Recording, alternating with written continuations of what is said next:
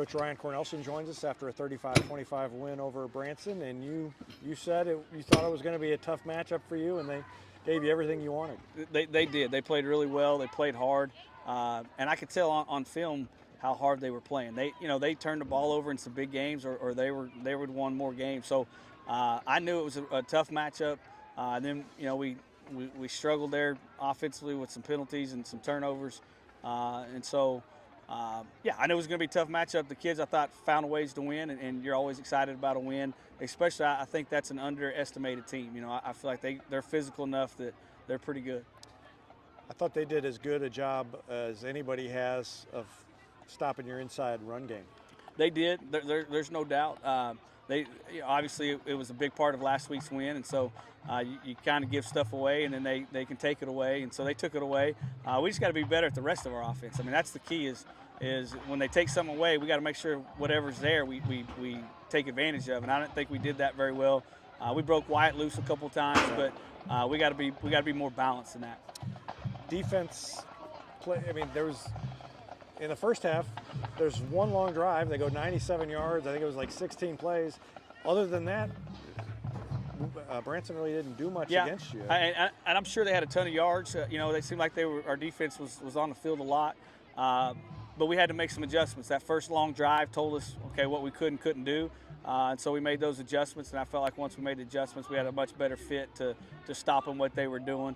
And that's a testament to our defense to be able to make that adjustment. The coaches make that adjustment on the fly within one drive and get it switched, and then it kind of took a lot of that stuff away.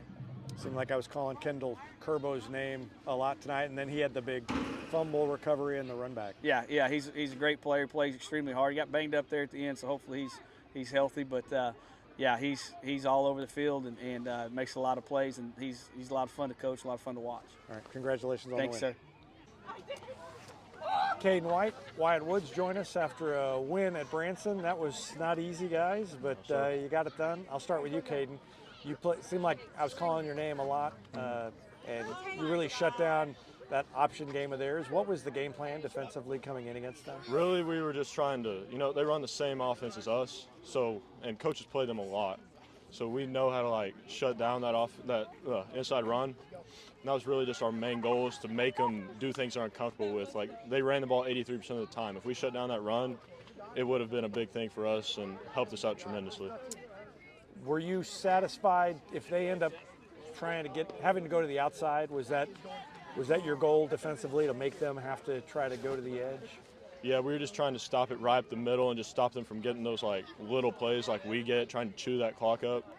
And we were just trusting our outside guys to be there, and we were just trying to shut down their run game as a whole. Wyatt, you had a bunch of rushing yards again. You threw for a touchdown to James, and didn't quite. I didn't get the final. Didn't quite get the 200 yards, but almost 200 yards rushing. I want to start with a touchdown to James, because you had a guy hanging all over you. It looked like you were about to go down. Walk me through that play. Yeah, so it was a play action. We were faking it to Daniel on the or on our sprint out or sweep to him. And as soon as I turned over, that dude was just coming through. And I kind of just tried to stiff arm him away, tried to get him off me as best as I could. And he grabbed on my arm, and I just saw James running in the back of the end zone. I just threw up a prayer real quick and James caught it. So I guess that's the advantage of having James back there so tall. He can go up and get something like that. When I went down, I didn't know if he caught it, and I just heard everyone start cheering. I was like, I guess he must have caught it. Talk to me about the last long touchdown run. Yeah, when there was a little confusion on the play, Cade didn't quite go. He's supposed to fake run the other way, but he just went. So it's another lead blocker. But Cannon did a really good job of kicking his dude out, and I read his block. And there's always that free safety on the backside open, and I just undercut him and tried to run as fast as I can, I guess. 6-1 now, and you've got Nixa coming to town. I don't know if you've heard, but Carthage beat Webb City, so you got a chance to move into a two-way tie for first place in the conference.